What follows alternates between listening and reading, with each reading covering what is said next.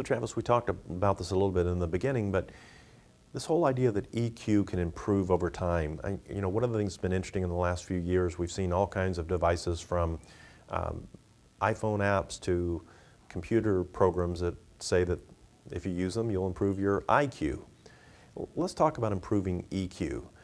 How do you do that? Well, the funny thing about those IQ improving apps is that you actually can't improve your IQ. Intelligence operates in an area of the brain that's fixed. It isn't very plastic. And what we find is that your IQ, or your general intellect, is the same at 5 as it is at 50. Now, what I mean here, IQ is the ability for you to absorb and retain information relative to your peers. So I know I'm smarter than I was when I was a 5-year-old, but not relative to my peers. And that's fixed throughout the lifespan.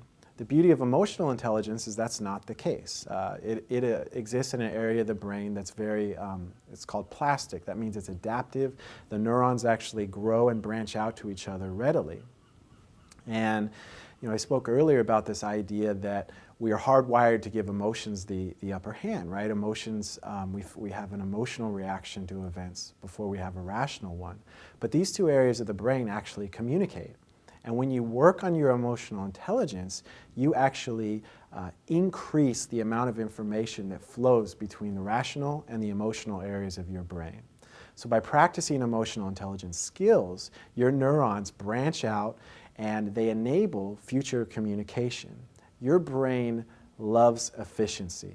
It wants to make new behavior easy on you. So as long as you practice a new skill enough times, your brain will grow new connections to make that an easier behavior to repeat.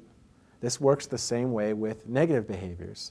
When you repeat them over and over again, your brain builds a pathway to facilitate that behavior. And that's one of the beauties of emotional intelligence. It's the reason that we've seen these longitudinal studies that follow people for decades and have found lasting improvements in emotional intelligence in those who are willing to work on these skills long enough to make them habitual and grow those new neuronal connections.